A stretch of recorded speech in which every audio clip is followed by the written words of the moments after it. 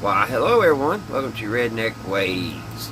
It's Thursday, so I guess it's weird and beyond time. That's what we're going to be talking about tonight is the Grand Canyon, guys. And back in I think it was the 40s. I have to look at my timeline, but it's been a while. It's right before the United States closed up a certain part of the Grand Canyon where we can't get there, me and you.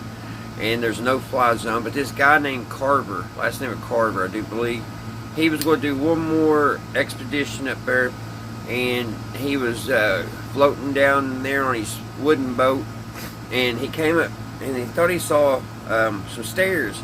Well, he docked there, and he started, sure enough, it says stairs. It was made out of limestone, all cut into the mountain. He walked all the way up, and he found this big old cave system. And inside that cave system, he said there was like Egyptian writings and all kinds of stuff. Looking around, and then he stumbled into a tomb. And the way it looked, it was all the warriors, all the men. There was like 100 to 200 mummies inside this cavern, and it was all male. And he figured it probably was warriors. So he thought, well, I'm going to need help because this cave system is huge. So he reached out to the Smithsonian, and I probably mispronounced that, I always do, but anyway, they came and helped, and guess what they did? They boxed everything up, they took it and locked it up, guys, so me and you can't see it. Supposedly, there was even some 10-foot skeletons and stuff like that, really crazy stuff. So, giants, in other words, giants. So, I've got a little interview from a government whistleblower. His name's Kent Smith. So we're going to watch that together. And then we'll watch a little thing, because just here recently, a drone had flown over the Grand Canyon, and somebody found a big old statue, a monument. Something you would see in Washington, D.C. And guess what it had on it? That's right, it had Egyptian things on it, little writings. So let's.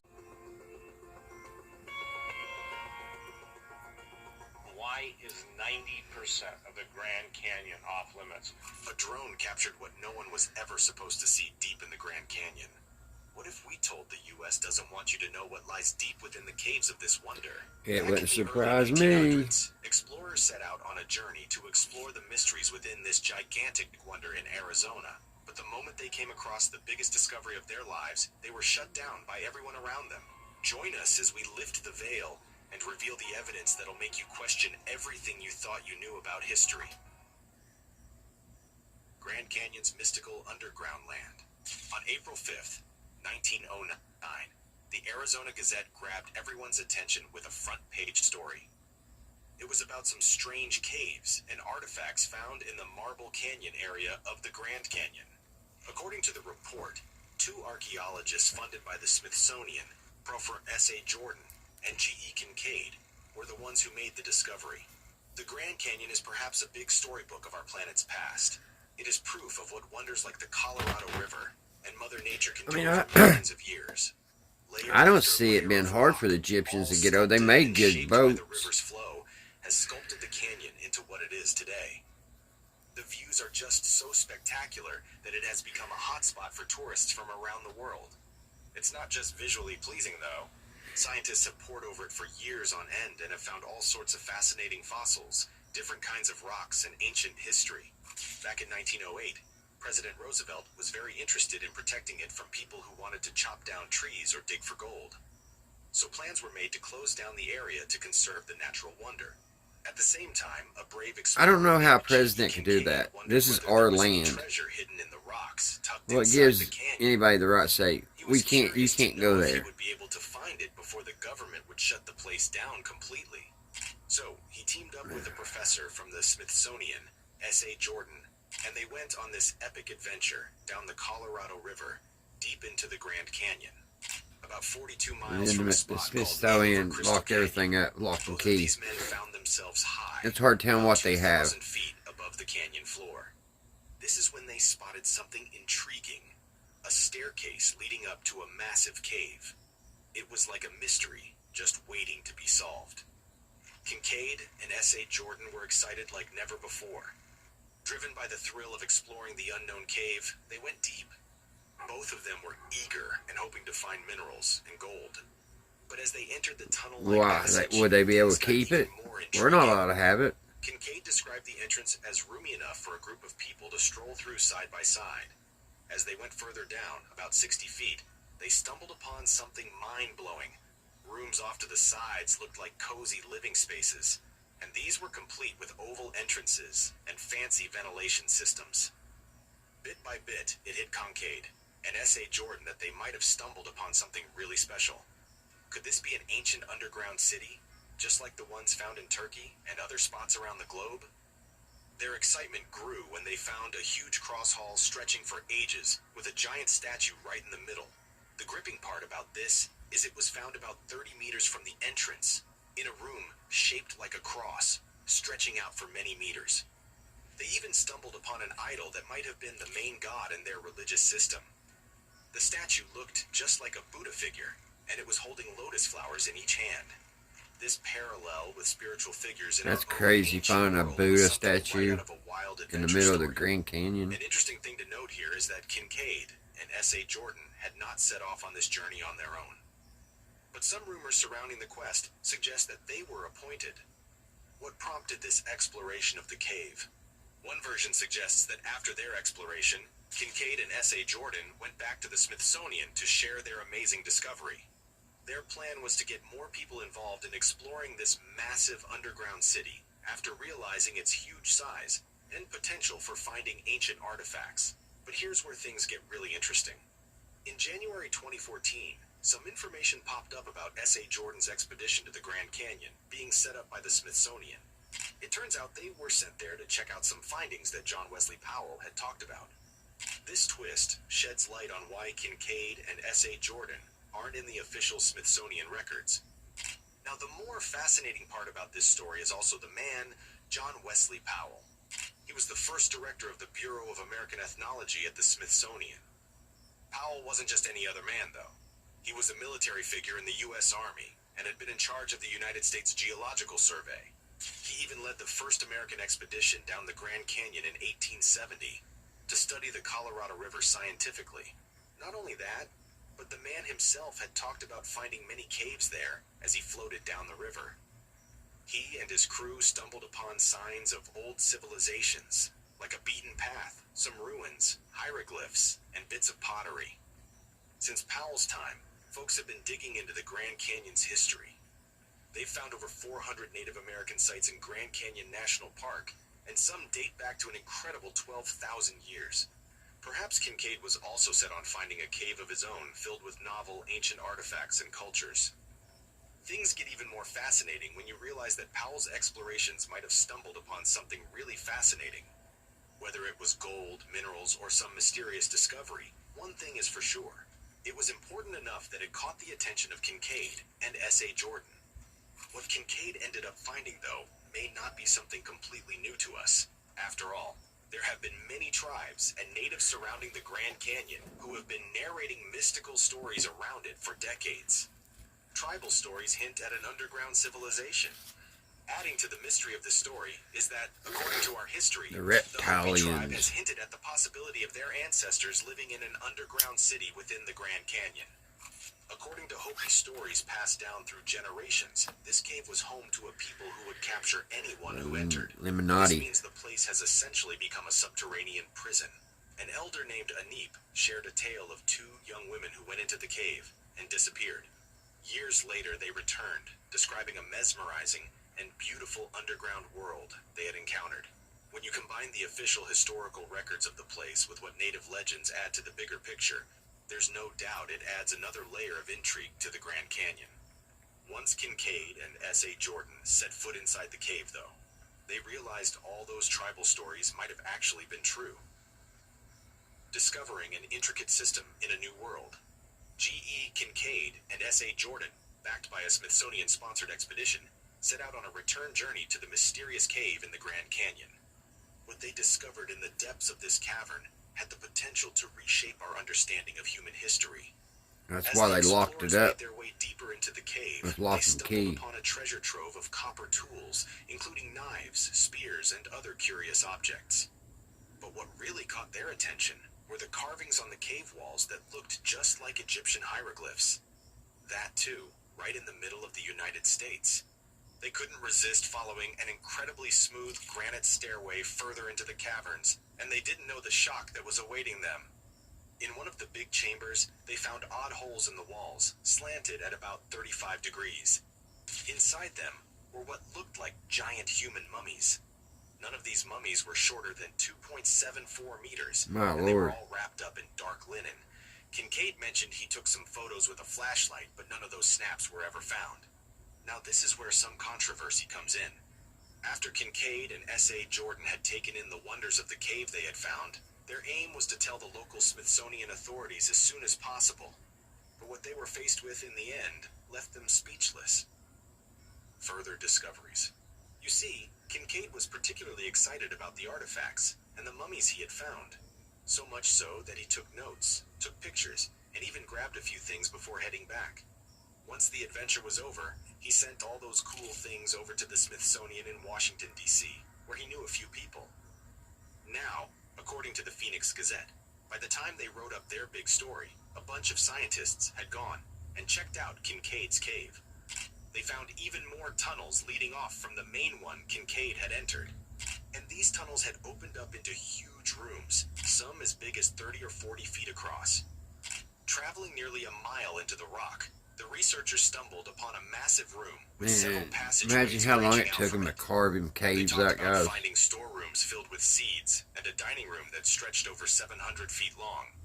There was also a room that had a really unpleasant smell, like something deadly and snaky. Archaeologists supposedly dug up copper tools and weapons, cups made of gold, fancy pottery, and even some writing in hieroglyphics. All these artifacts hinted that it didn't come from around here, but maybe from the Orient. Then came the shock. When Kincaid tried to gain some insights from the Smithsonian regarding his findings, he experienced nothing but silence. The Smithsonian today says they don't know anything about this discovery. Back then, the Phoenix Gazette ran a big story on their front page, talking about the Smithsonian sending around 30 or 40 archaeologists to help Kincaid with his expedition. And But now they don't there's know no trace of any anything, guys. artifacts or information about this underground settlement. According to one person from the Smithsonian, they've never found any Egyptian valuables in North or South America. They claim they're pretty sure none of this ever happened. But then, the question here is, why did the newspaper write such a detailed article about it, only to never mention it again? Based on what Kincaid stumbled upon in that cave, some folks reckon there might have been contact with non-native people before Columbus had found himself in the Americas. It shakes up the whole idea that all Native Americans came from Ice Age explorers trekking over the Bering Strait. Some folks even entertain the idea that the story settlement that Kincaid found could be somebody evidence was on a of piece of ancient ice and aliens. floated So over if here. this area holds so many opportunities for answers into our Earth's history, why are the authorities holding people like Kincaid back? It is said that the place where Kincaid's cave is supposed to be is off limits to everyone, even park staff, supposedly for safety reasons. Many people debate over whether Kincaid really did find pieces of an ancient civilization, or perhaps it was all a lie. None of these claims have been proved, but what is true is that this wouldn't be the first time ancient Egyptian hieroglyphs have been found in the most unexpected places. Other places, Egyptian hieroglyphs I hope somebody have emerged. finds something like Take this Australian again, Egyptian hieroglyphs, for instance. and Explorers do like not Brian go Forrester to the stumbled upon them. authorities. Then Put it there out are in the stories public from first, places like Warren which we County, can Utah, now with where people their claim to have seen Egyptian smartphones. writings in the most It's probably unlikely pretty hard for them places. to hide One things. particularly intriguing story involves a deer hunting trip that took a strange turn. Explorers found rock formations that looked like gravestones, with a big heart-shaped rock covered in Egyptian writing. It's quite bizarre to find hieroglyphs in such an unexpected spot. This raises some big questions about how far Egyptian influences might have spread throughout the world many, many years ago. Ultimately, if the Egyptians also left a mark in the Grand Canyon, could covering it up be harming our quest for knowledge about our past? It's interesting to note that this wasn't the first time that the Grand Canyon was connected to Egyptian civilization. Much of this parallel is connected to the names of the places existing in that area. Connections to Egyptian civilization. Surprisingly, there's a fascinating link between the Grand Canyon and ancient Egypt. Some of the canyon's geological landmarks bear names like Isis Temple. This name honors the Egyptian goddess of healing and magic. Next in line is the Horus Temple, which is named after the falcon-headed Egyptian sky god. You'll also find nods to other mythologies and legends in the canyon's features. For instance, Ain't that there's odd? Apollo Temple, which pays homage to the Roman deity of light. Lastly, there are also landmarks named after figures from Arthurian legend, like Guinevere Castle and Galahad Point. I think we got a storm coming in here, It turns out that guys. these names weren't randomly chosen. They were actually given by I hear the 19th trees century outside geologist blowing. Clarence Dutton, who conducted a detailed survey of the region in 1882. Dutton believed that the Grand Canyon was such an impressive natural wonder that its features should reflect the richness of cultures and religions from around the world. So, thanks to Dutton and his successors, the Grand Canyon's landmarks serve as a tribute to diverse mythologies and legends. When you think about these places in context to the Grand Canyon, it's easier to believe that Kincaid had, in fact, perhaps come across another Egyptian world in the same area. Adding on to this is another legend that surrounds the Grand Canyon, called the Hopi Indian legend. According to this, the conflict between different groups led to their eventual departure from the underground homes. The chief of the One Heart people tried to get help from the Temple of the Sun, but the messenger never returned. The legend holds that one day the messenger will come back, and the ancestral lands will be returned to the Hopi people. This legend raises questions about potential connections between Asia, Egypt, and North America. Could there be hidden truths that have been covered up? Or perhaps the underground city mentioned in the legend is a Native American site that was indeed discovered, but is being kept secret out of respect for the indigenous peoples. This could explain why there haven't been additional articles published about the discovery. Either way, there's no doubt there's a hint of secrecy, and maybe even a cover-up surrounding Kincaid's findings. Could it be that the artifacts they discovered had some kind of advanced What do technology you all that think? people back then You think he just was couldn't lying? understand? It's like when you think about those modern mysteries. What would he gain to One of lie them about is the something like powerful that? I wonder. Egyptian stone that supposedly messes with mirrors, electronics, water, and even magnetic fields. Whether these are real or just hoaxes, they make you think about all the hidden possibilities that might have been tucked away in that cave deep within the Grand Canyon. In essence, the exploration of the Grand Canyon goes beyond just rocks and valleys. It's a journey filled with historical mysteries, native legends, and surprising finds that make us rethink our past. But it doesn't stop there. The secrecy and suppression of information might not only involve old artifacts, but also advanced technologies that challenge what we think we know about ancient civilizations. Could these discoveries help us understand ancient wonders like the pyramids and huge stone structures? What's for sure is that Kincaid and S.A. Jordan's mysterious cave isn't the only unexplained entity surrounding the Grand Canyon. There have been other anomalies and instances that many explorers have spent years explaining. One of these being the giant humanoids. Other signs of lost or ancient cultures. Are there any signs of lost or ancient cultures near the forbidden zone of the Grand Canyon? One group that pops up is the Anasazi, which means the Ancient Ones, or the Ancient Enemies. These mysterious people were scattered all over the Southwest and left behind tons of strange stone structures that still puzzle experts today.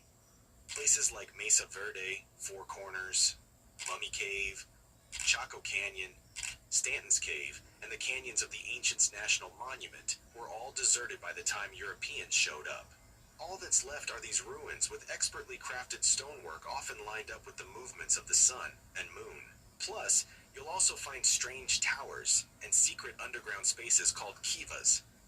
Now, most scholars think the Anasazi just blended in with the so-called modern Puebloans, which is why they disappeared. But according to Navajo, Paiute, and Hopi stories, the area used to be home to a different and brutal group of people before they arrived. These ancient enemies were either chased off or wiped out, but there might have been some mixing between them and the newcomers. Other than these areas, the land also engulfs the Stanton's Cave. It's near the South Canyon camping beach, not too far from the Forbidden Zone. This cave was thought to be man-made, but it's sealed up tight now. The inside looks Yeah, a bit they odd. the caves that Vaulted are pretty ceiling much in the that Grand doesn't seem Canyon, natural. they put bars Plus, over so you there's can't evidence that people explore them lived here because way they back in the said they're day. protecting They the dug up some bats. interesting things during an official excavation in the late 1960s. The evidence collected by the Smithsonian has also been highly questioned over the years, especially after the Kincaid Cave debacle. The suspicious Smithsonian.